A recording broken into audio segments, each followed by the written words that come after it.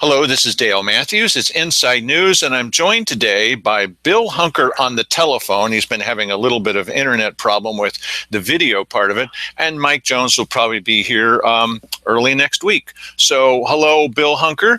We have a major announcement to make here on Inside News. Please tell us all about it, sir. Well, good evening, Dale. Thank you. This afternoon at just very close to 5 o'clock, Trish from the clerk's office called and said that the final tally was in, and I was in ahead by 21 votes over Ron Smith, and that it looked like nothing would change until certification or through certification. And because it was 21 votes, the actual recount threshold was 16 votes. So there is no recount either. So it looks like it's all, except for certification, it's a done deal. So certification will take place on D-Day, June 6th. What do you think, you're politically savvy, what do you think is the chance that Ron Smith or Dee Lovelady, his lady, will decide to ask for a recount and pay for it? Boy, Dale, I have no idea. Ron and I have been in touch as we've both been sitting in a waiting situation, so I don't have a hint as to where he might go with this. Campaigns are long fought, and I know he did a great job. So we'll just have to see if that's something he would like to do. Well, now, we have you on this evening, and next week on Monday, we'll have Lily Morgan, and on Friday, we'll have Dan DeYoung, and on Wednesday, we'd like to have you so that people can see who the candidates are to replace the current commissioners and hear what your basic stands are, and we're going to get to that in a few minutes. Sound good to you on Wednesday? Yeah, I think I can work that out for you. Sounds great. Okay, so we got an additional piece of news that came in the Daily Courier. As a matter of fact, while we're doing this show, the City Council, the Grants Pass City Council, is talking about this, and you can't see it, but our audience can. Council to consider regulating temporary political signs. That is aimed, sir, directly at you. Well, I'm honored, I guess. Well, today's weekly business session was all about me, it seemed like, with the county commissioners, but yes, okay. Yes, it is very interesting to me, Dale. When somebody is innovative, and the sign's up on M Street's what they're talking about, but we sat down and read the ORSs for the state of Oregon, and we're very clear on what we did. And somebody supposedly turned us in, and as you may have heard, everything was fine. We abided by all the rules. But because we were innovative, suddenly a whole group of city councilors has to take time out of their busy schedule and fix what the state of Oregon is evidently unable to fix, or doesn't want to, or never had in mind that it should be any different than it is. So it's interesting to me that this is something that they would spend time on and have our little county be so much more stringent than the whole state of Oregon. But you know what? We have to consider the source on this. Well, and in this particular case, the Courier article says, however, the regulations do not include a height limit and do not address combining several smaller signs on a single support structure. Well, that's easy to get around that, just have more than one support structure to create, quote, a virtual wall of signs, close quote, according to a staff report sent to the council in advance of today's meeting. And what they want to do is they want to make sure that it can't be exceeding 3 square feet. And the other thing is all signs would be limited to 6 feet in height, regardless of where they are located. Now, I've got a couple of questions for you about that, but number one is, I think it's worth noticing that the people who are pressing forward on this, as we speak, include the council president, Dan DeYoung. And who is it that Dan DeYoung's running against for county commissioner, Mr. Hunker? Mr. Keith Heck. No, Dan DeYoung is running against him, but I'm sorry, I said that wrong. Lily Morgan, who used to be on the city council, is also favored by a number of people on the city council, and she's running against you. It's just a coincidence, just a coincidence. I'm sure it is. I'm sure that that's a typo or something, that slipped by people. I'm not saying that Lily Morgan has anything to do with this, but there are people who are pressing really hard for Lily Morgan to be elected, and now they're going to restrict what you can do with signs. Let's talk for a minute just about this thing about the signs and how high they can be. If the height, it's pretty nebulous, and we'll be playing back part of this city council meeting. I mean, maybe some of the audience doesn't care about this, but this is a show about politics. Come on now. Okay, so if the height restriction is 6 feet, well, when you look at Republican headquarters, some of those signs that are in the window are up above 6 feet. Does that mean they can't put them there? And what if you have, just before you answer, what if there's some building in downtown Grants Pass, and some of them are more than one floor, and what if somebody's got your campaign sign in a second floor window? Is that prohibited now by this new rule? It all gets down to a point of laughable. I'm sure that when the ORSs were formed at the state level, all these questions came up, and they wrote it so that every community and county in the state would be able to have a fair chance at getting their message out. And just because the city council has decided to do this, I think it's humorous that one innovative, out-of-the-box thought can tie up a whole city council. And everybody who runs from now on in the city is going to be a part and parcel of this. So, one could take it as a compliment that my ability to think outside of the box is taken so seriously. But on the other hand, it's kind of sad. Well, we must stamp out innovating out-of-the-box thinking. Bill, come on now. Yeah. I mean, look what you're up against here. Okay, so let's talk a little bit about some of the base requirements in your mind of that we need in a county commissioner. When that first meeting happens, or maybe the second meeting in the Ann Basker after you've been elected, if you are, instead of Lily Morgan, I'm going to be at the meeting and videotaping it. And if I stand up and talk about something, it may be to say, hey, congratulations, but it may also be about procedure, about making sure that the public knows what you're up to. As Don Reedy said one time, 2 days after he was elected, it's none of your business what we do as county commissioners. What do you think about that general idea there, Bill? It's untenable because we are working representing the people. And how can the people have any feedback to their representatives unless they have some idea what's going on? Not some idea. As clear an idea as is possible given time and budget. You're absolutely right. As you know, I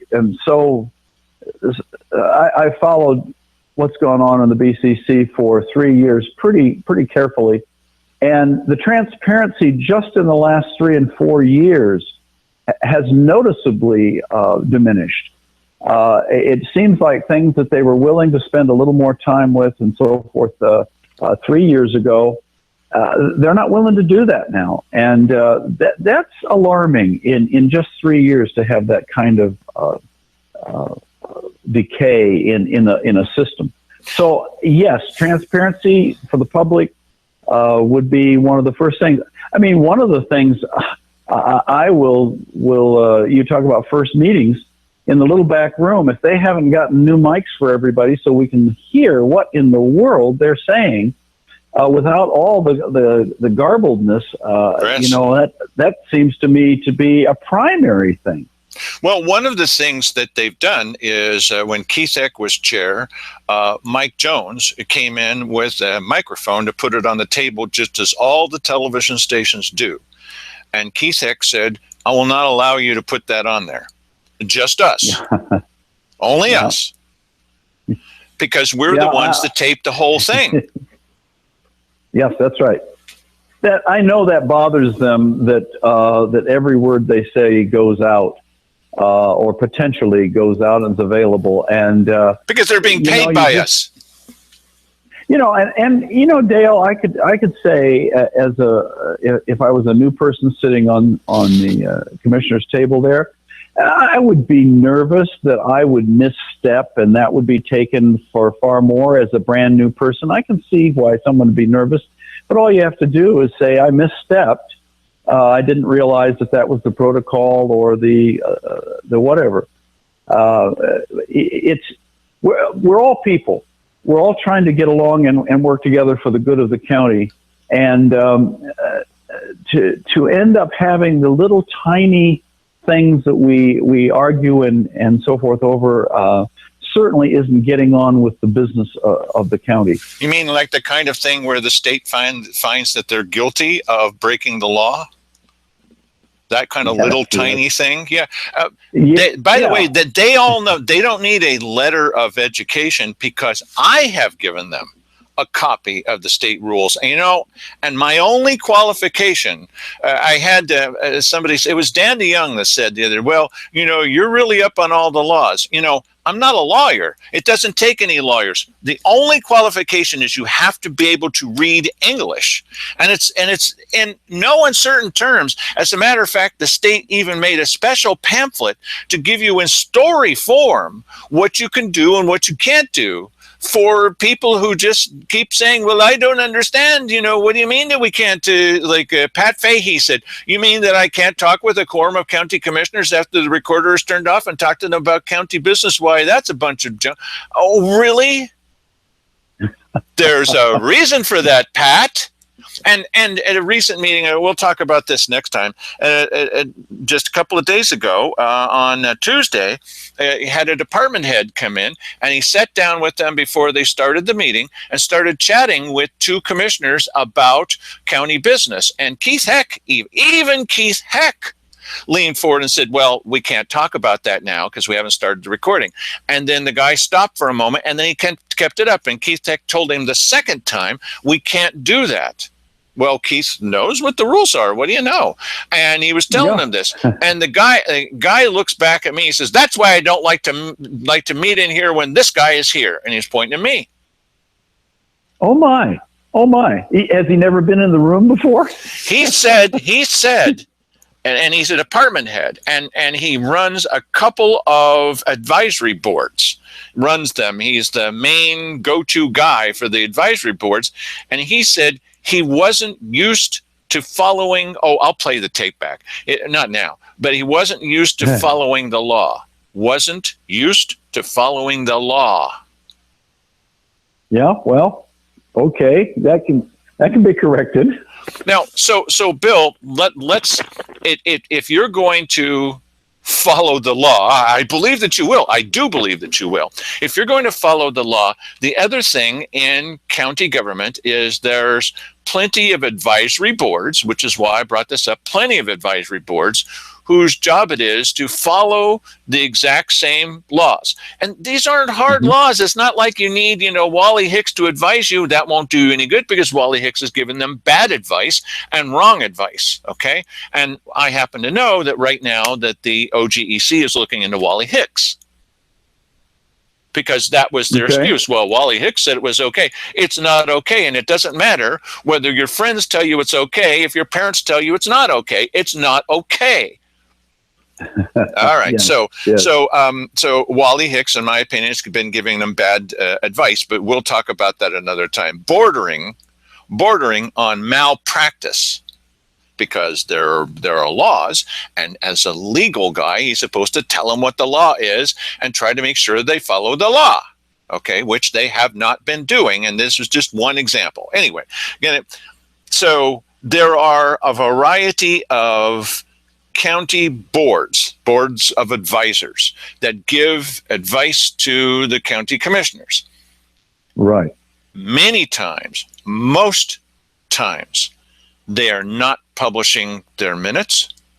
They are not notifying people about when the meetings are.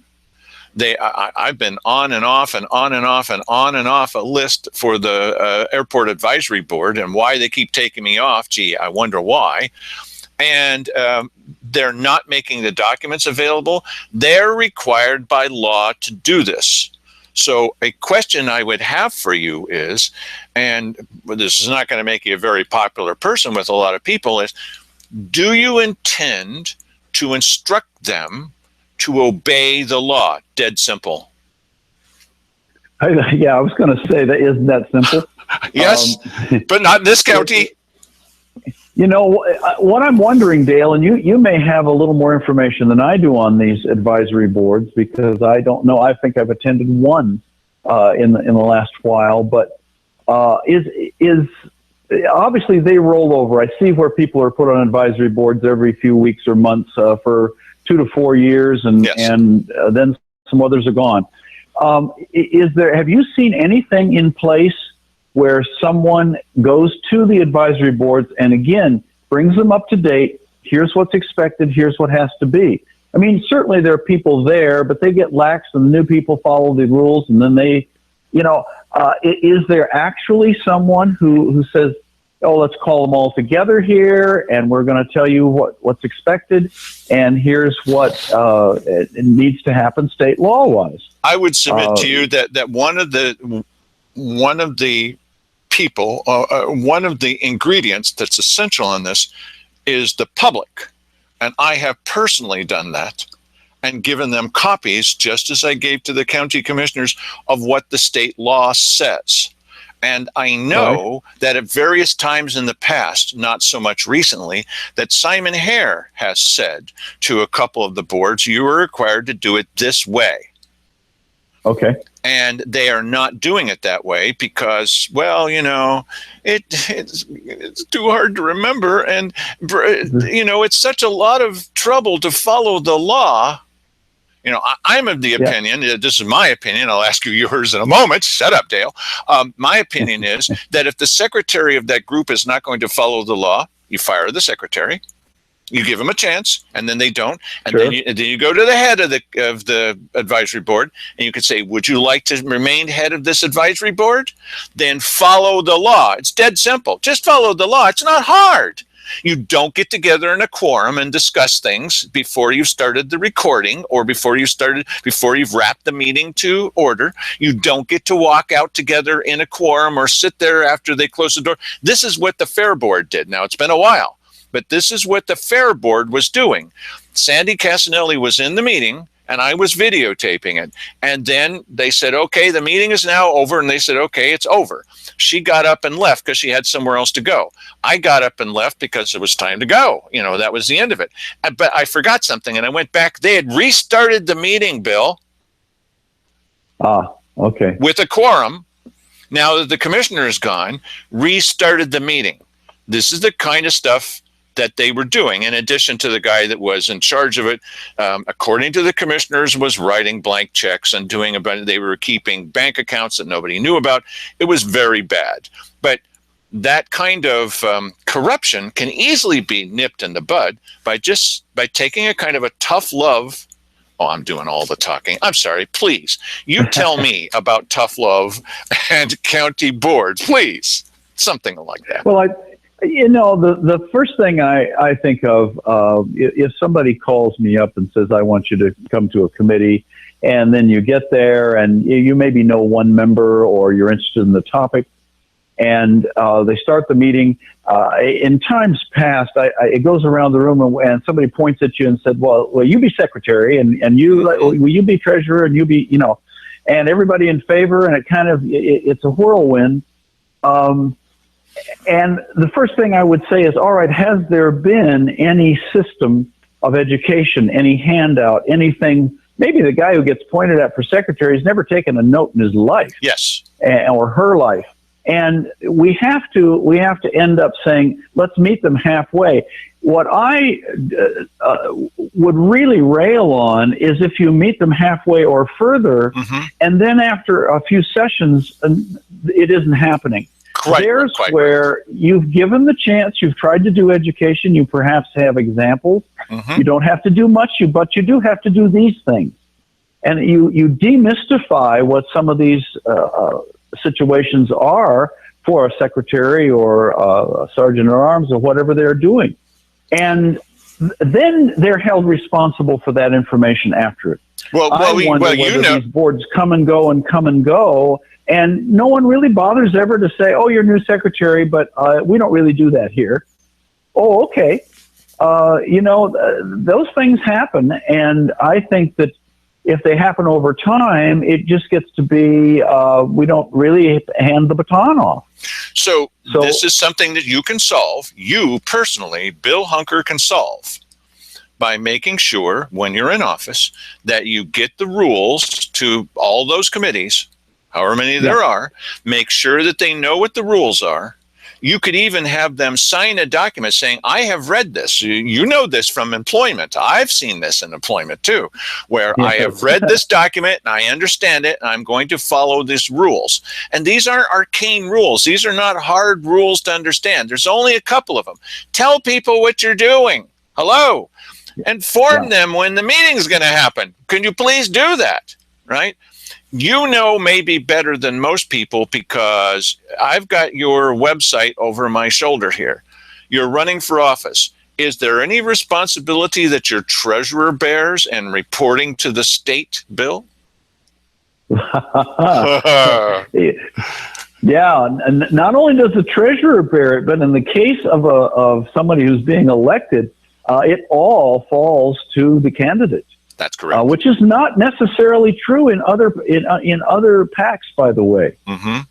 But if you're a candidate, right. Everybody in there, it falls to me if the work isn't done. And as you know, if you're on Orstar, you have a certain number of days. I think they're pretty reasonable in the beginning, but as you get close to an election, it cuts down to 7 days. Right.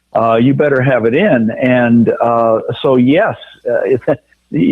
And there's pretty substantial penalties attached to all that. Should be. Now, Keith Heck got caught. He got turned in, and then he saw the light and decided to start reporting after all. But yes, he was caught by citizen volunteers. The commission was always, it's so wonderful to have volunteers. As I pointed out to them today, we've got volunteers that work with us here at badcounty.com, and we're happy to watch over you and make sure that you're not making off with the silverware as you're being escorted out the door. I didn't say that. Okay, so Bill, so the basic question is, the famous black map, the map that's black, and this has happened at least 3 or 4 times. So it's not like a one-shot deal here. They hand out a map to people. They say, well, here's the affected areas. It's a black map with black lettering and black legend, and all the details it's just one big sheet of black paper. Yeah. Are you shouldn't you be criticized if that kind of thing goes out the door? Shouldn't you personally be criticized if that goes out the door? Well, as you know, in business, it all runs downhill. Yes, sir. And somebody, if I'm criticized and it isn't my job, I'll see that it is changed. Because again, I think we have to look at a county that has gone on for decades and decades and decades. Yes, sir. And there are department heads and there are people who've worked. I just talked to a guy at the post office during this campaign. He says, I'm in a department here now 30 years. He said, I'm going to be retiring soon. But he's been here 30 years. I've seen others that are 20 years. And things go on the way they always did. Yes. And it ends up that when you have a shift, a change, somebody has to stop you in the hall and say, by the way, this is what we're doing new, or the meeting, or wherever it happens to be. The point person is ideal. I went to the budget committee recently, and they handed out graphs. Yes. And there were little bars at the top of the graphs with absolutely no legend as to what they were, and you could hardly tell the difference in the grays. Maybe someone is not used to. Maybe they're used to doing burning up color ink cartridges and doing everything in color for the department. But I think if that's the case, then there needs to be a lesson on tonal values of colors or something. Well, what's the goal? If the goal is to inform the public, the boss, I believe, if the goal is to inform the public, then you're not going to miss these details. Yeah. Yeah, and I have to say that there are people in every department. You've seen them. I've talked with some who are really there to help people. Yes. And then there are others who have spent their 20 or their 30 years or whatever, and it's the same old, same old. It really doesn't matter who's in the White House. Downstairs at the White House goes on the way it always did. Yes, sir. And so it is just realigning and saying, no, we're going to be making some changes. And ideally, you're right, the changes that people are willing to do, the first ones are small. And they see the light in that, and they can say, okay, well, now they've got, good strokes, and the public likes it, and we get feedback. It's the beginning of the journey. And these little things that are nuisances for the public, and in some cases absolutely make things illegible, are great places to start to set the tone again for who we're working for. Well, one of the things that I did before Wally Hicks, our current legal counsel, even decided to run, at least he said he hadn't yet, was we had a fellow in there for 20 years. And nobody had ever run against him. This was the first time anybody run against him, I understand, and he was defeated. And so before Wally ran, I had exactly the same conversation with him. How about the most basic thing of all, obeying the law, just the rock base to this? And he said, absolutely, just exactly the way you've done, not casting aspersions on you, but he said exactly what you said. And then once he was running, and once it was getting close to November and all the rest of that, we talked about it again. Yes, we're totally seeing things. And the first few months that he was in office, absolutely. And you may have seen the tape where he sat down with the commissioner. He said, this is the way you have to do things. And Keith Eck was so upset. You mean we can't do it? No, you're not supposed. Well, we want to do it like this. No, that's against the law. And he told them. Then something happened to him. It's that effect of that 1916 building. Something happened to Wally. Something happened to him, Bill. The virus. Yeah. And now what he's doing is he's sitting right there while they're breaking the law. And he's not saying anything at all. We listened to, Mike and I listened to the OGEC meeting, the Oregon Government Ethics Committee meeting, of the day that the commissioners were declared to be guilty. The day where they said they weren't declared to be guilty, but they were. And so that was a lie, but that's another story. And there was another fellow who had come in, and he was there with them. With the OGEC. These fellows, they didn't even ask their lawyer to show up or even call on the phone. Oh, but we didn't get a chance to say our side. That's because you weren't there. And you instructed your lawyer not to even call them. Okay. So the guy is with them and he's saying, no, wait a minute. People around me were breaking the law. They said, but you were there and you were participating. He said, well, what do you expect me to do? We expect you to get up and leave the room. It's breaking the law. Right. I remember that. So here's Wally Hicks. By extension, the other commissioners as well. They're sitting right there. And somebody gets up, Sandy Casanelli, for example. We can't read this. It's black paper. It's black on black. Now, we've got other commissioners that are there that could say, that's a really good point. We're so sorry. We're not going to do that anymore. Well, now, will you be one of those people, Bill? I don't think you're likely to do this, but there's the 1916 virus that's going to infect you, potentially. It may be the toughest thing for you to resist. Is it possible that you're going to say, now, wait a minute, don't call a person a name, don't interrupt them during their 3 minutes, please answer them when they ask you, what's this document? Are you going to do any of those things, or can you actually see yourself sitting there just staring straight ahead and saying nothing while all that's happening? Bill? Oh, the getting up and leaving is not a big issue as I see it today. Now, as you know, as you say, the virus and so forth overtakes people, but they evidently want to accomplish a certain amount in a certain day, and somebody makes them feel pressured, and to ever get up and leave has, now we have to make up a meeting, now we have to do this. So I can see why they don't. But once you do that a couple of times, I would think that the department heads would end up saying, well, there wasn't a quorum perhaps, or if there was a quorum, it went ahead, but we didn't get input. And it's going to show up in your videos, certainly, and there's going to be talk. So I think that the thing, I have a willingness to say some things. Let me put it a couple of ways here, Dale. Please. People sometimes are their own worst enemy, and we've seen behavior with the county commissioners where no one had to explain it. No one had to say, "Oh, you shouldn't have said that or done that." The public, virtually any public, would say, "Oh my goodness, what in the world is going on here?" Yes, sir. And in those times, I think to allow someone to stew in their own juices kind of is the best medicine. Other times, I've seen it where there was a lack of clarity about what was going on. Let's keep this person purposely vague.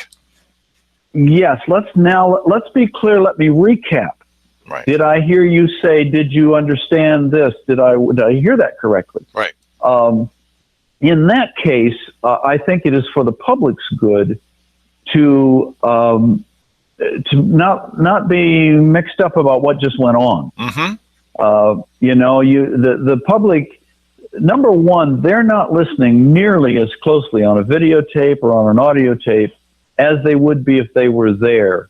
Yes. And ideally, to recap, to say, I want to be clear here, or I want to understand, I thought I heard you say this, is that correct, is another level of transparency for the public.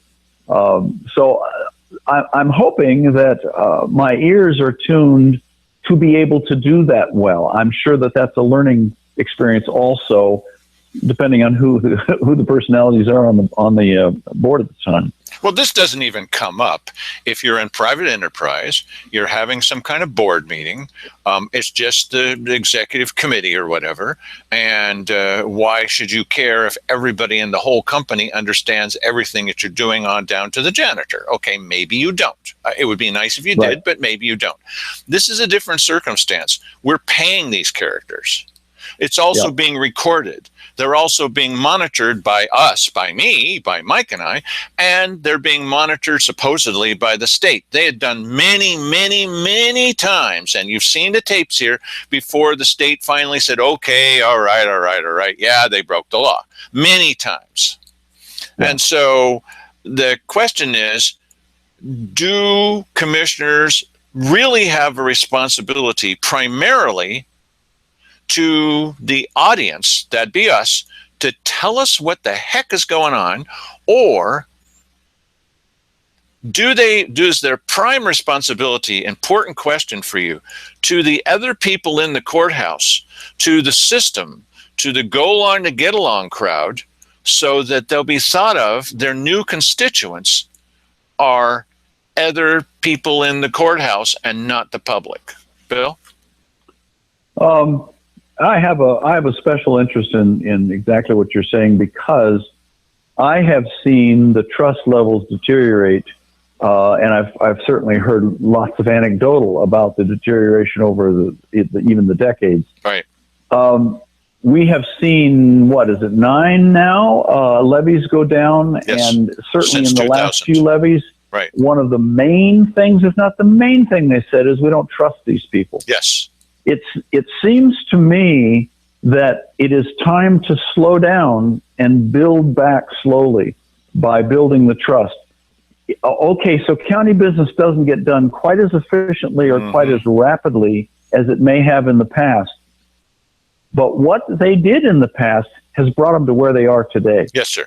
And the fact that you have people who say, I do not trust these people for a variety of reasons, whatever they are, that means that the system that's been in place has not created a public that will work with them. Yes. And so if that's your system, it's already broken.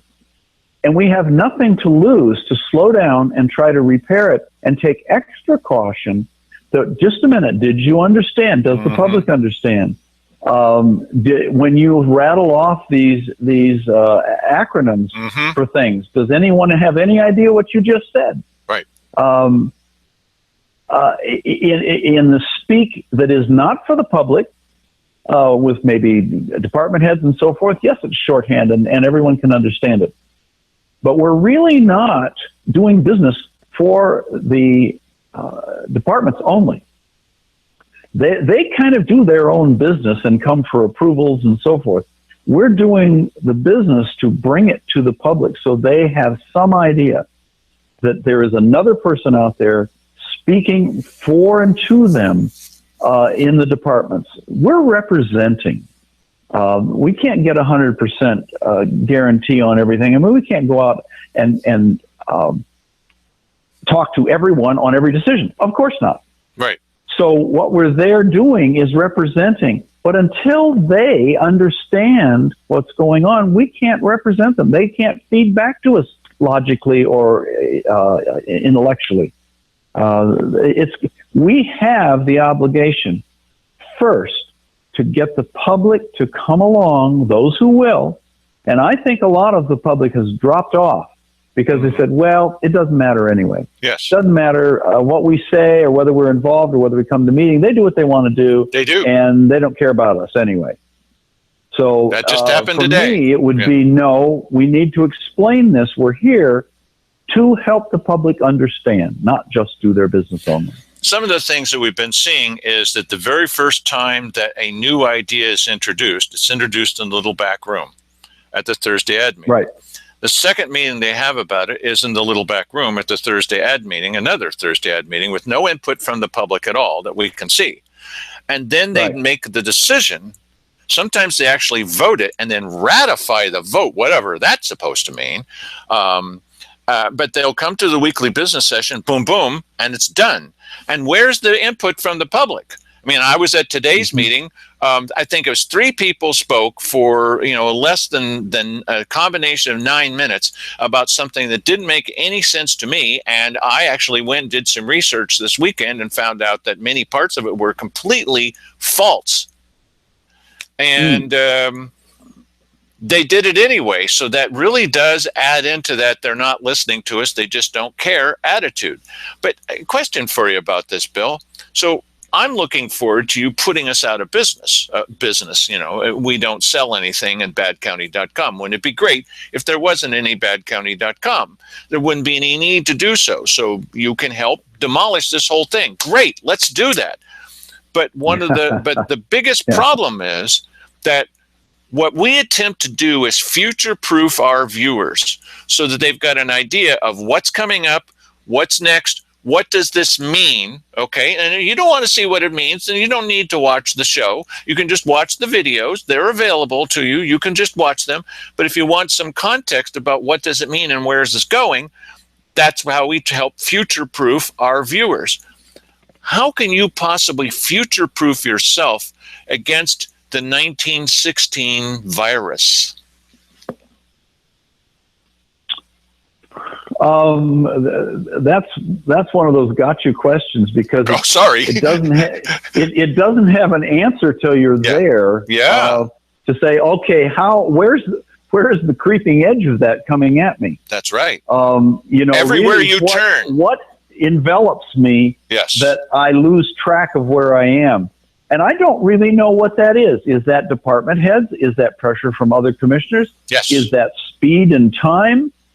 Is it, oh man alive, you have to have this into the state by the 22nd, yes. the 21st, those kinds of things. And Dale, as a new person, there will be a ramp up for me. Yes, sir. I fully understand that there's a ramp up in any new job. And oftentimes what you do is quit talking and pay attention and listen in order to make that go smoothly for yourself in the first few weeks. And 3 months to 6 months is not unusual in a job to come up to speed.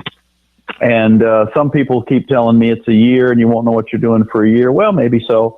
I don't feel that way now, so maybe I'll have some learning experience there too. But well, the best way to make sure that you're actually serving the public and that their interests are in mind is to be the chair of the Board of County Commissioners. Now, you know there's 3 choices for chair.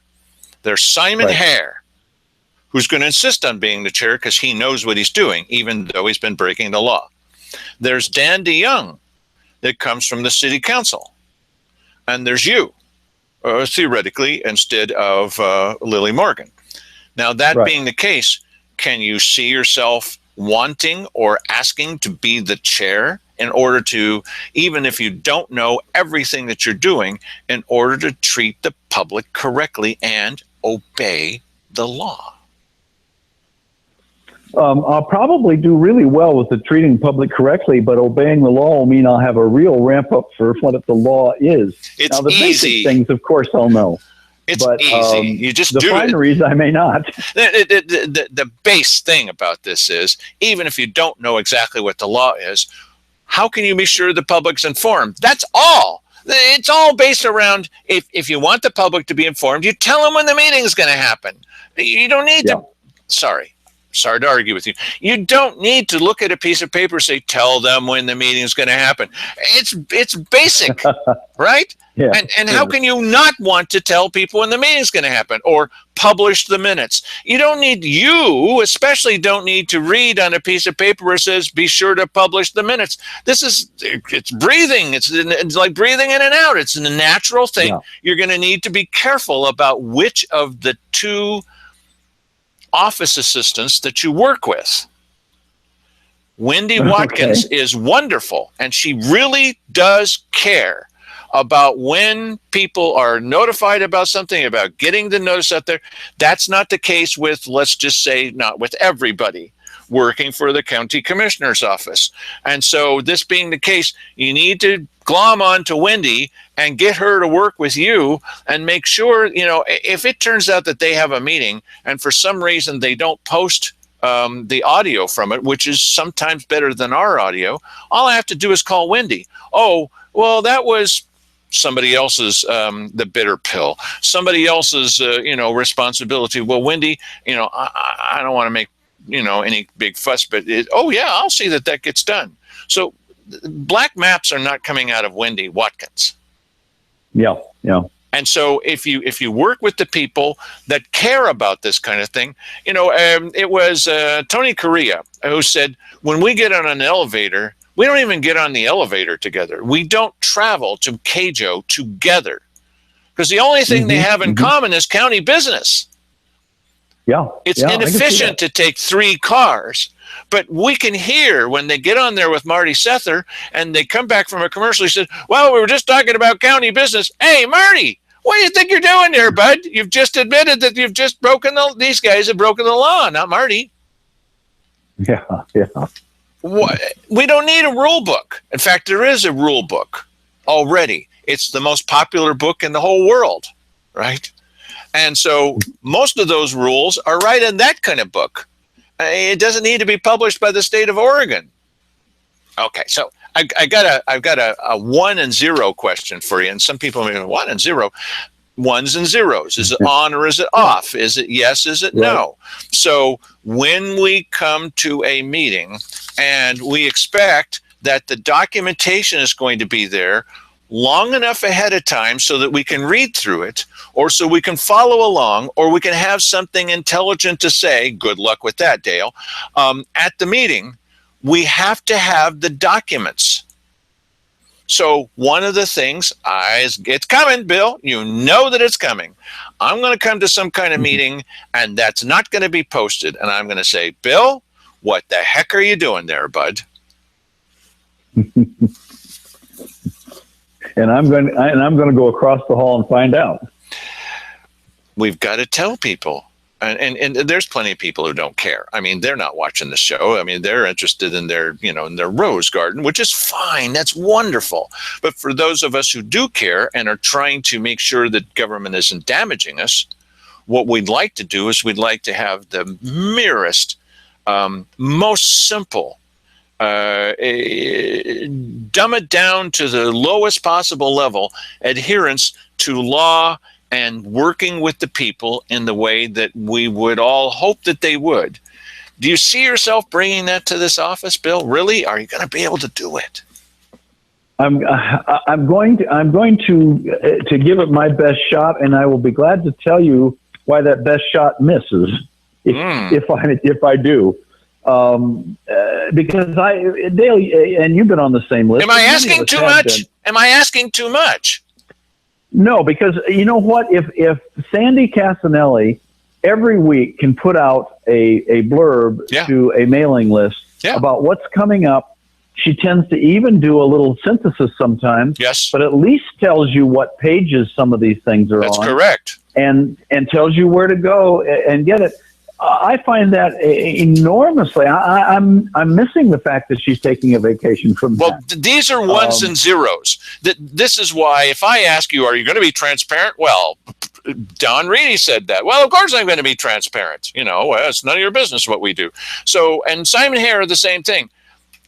It all comes down to, is the document there or is it not? Have you told us what's happening or have you not? And so that's the most basic possible thing there can be. We know that it's there or we know that it's not there. It doesn't matter what your definition of transparency is if it's not there. Yeah, sorry. Exactly. And Dale, you and I both know mistakes will be made. Oh, of course. And circumstances will intrude. But what we're looking at is the arc here. Mm-hmm. Are we building a new trust level with the public? Yes. Over what we're doing? Well, that's what I said to Keith Hick on his first couple of days of office. I did not say it to Cheryl Walker because I was sitting in the hallway during her first day of office. She hadn't even gotten to the meeting yet. And she was doing an interview with the TV station. And the TV station says, well, she had said all along that she wasn't going to be pressing for a levy. TV station's asking her in the hallway the first day, what do you think about a levy? Oh, yeah, I think that's pretty much the way it's got to go. What happened to you, Cheryl? Were you lying to us? That's my vote. And so I didn't have anything more to say to her, but I talked with Keith a lot. And I said to him, as nicely as possible over a period of time, because hopefully you can talk to friends this way. And he's a personable guy. I said, going to be easy to get along with, totally understandable. People can make mistakes until the day that you screw us over. And if you do that, then going to give you a couple. Even with Dave Toller, at one point in the middle of all this stuff, he was a one-term guy. I got up at the weekly business session and I said, Dave, we could set all of this aside. We could reset the clock, which we're going to do with the two new people. And okay, so we've been, twice, 3 times, 9 times burned, shy about all that. But you don't need to carry along the burden of everything that's been done before. Simon Hare will be because he's still there. But it should be a new beginning. And then once he did it again and again and again and again, I stood up at a weekly business session and I denounced what he was doing because it was breaking the law and he violated his word. So I'm anticipating, knowing who you are, that this is not what's going to happen to you, but there's going to be a lot of people who are kind of subtly tugging on, don't you want to get along with this? Don't you want to fit in with the spirit of 1916? Come on now, Bill. Let's just all get along together. Efficiency is the enemy of democracy. Yeah, Dale, one of the things I can say up front is I'm not building a resume. There you go. I am not going to use anything that I would do if I were elected to go further, to climb on, to get on up the ladder. I don't know who you're talking about, Bill. Who could you be talking about? Oh my gosh. Go ahead. No, because this is kind of my give back And that's it. Good. I'm not unreasonable here where I can say, well, I could just keep. No, this is it. And I will give a full measure press down one time, and that's it. Okay. And so I'm not making friends. I'm not trying to find a social group. That's going to be hard. I'm not climbing up the ladder to be head of anything. Yeah. So, anything else that you'd like to say at the ending of all this about transparency and accountability to the public in general, Bill? It's not always an easy question to answer.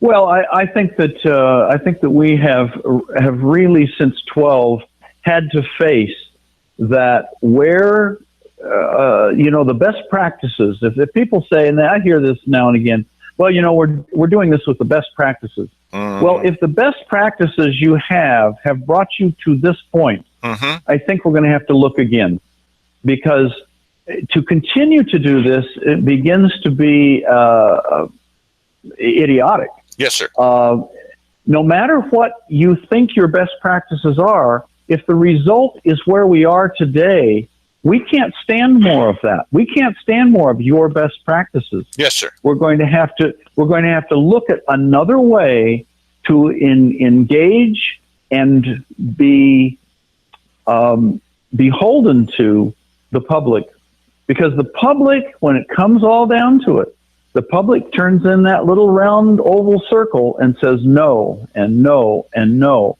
And until the whole state law changes where they can push things through without the public, they still are the ones in charge. And I know it's just driving the administration in both the city and the county mad that they cannot do what they want to do. Yes. But they're slowly being dragged to the point of saying, all right, what have we done wrong that we have to get the public's approval and bring them back on board? And it's not going to be easy or fast at all. They've been stung many times, and I have neighbors and people I know who lived here their entire life, born and raised here, and you're probably not going to bring those people on board in even my term. It's going to have to just be a start where they build back what they've torn down in their best practices all these years. Well, we started off this show with a piece of news. I'm going to end it with a piece of news. I don't know for sure. Now, I've heard this from two people, but we don't know what's going on. And you probably won't know what to say. I don't know what to say. Is it true? I would ask, you can't ask department heads anything anymore.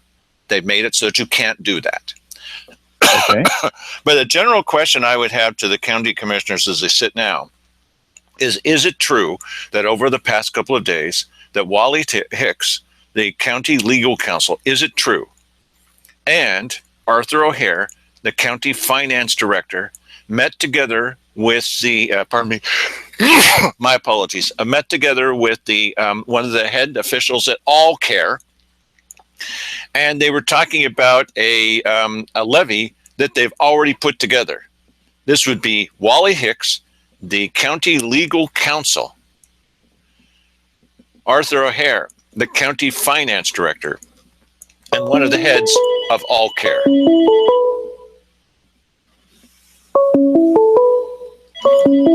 Just a moment, please. Hello?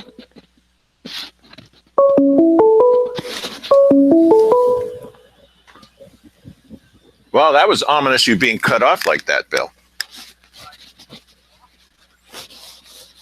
Yep. Well, I got a little notice.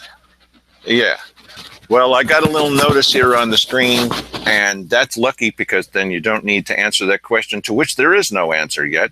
Don't know for sure, but I just want everybody to know that we've got volunteers who are watching this kind of stuff and see these people where they're meeting, and they know who's talking to who, although they don't always know what it's all about, and the message that we would give to them, and by extension to you, sir, we're watching you. Okay. Bill says good. All right. Thank you very much for joining us. Sorry that you decided to drop out so precipitously there at the end of the show. Yeah. Well planned on your part. Yes, sir. Thank you very much for joining with us, and we'll look forward to seeing you on Friday the 10th. No. We'll look forward to seeing you on Wednesday the 8th. That's correct. Thank you very much for your time. All right, Dale. Have a good evening. Goodbye to Bill Hunker, and goodbye to all of you. Thanks for joining us. News. That was news at the top of the show. Interesting.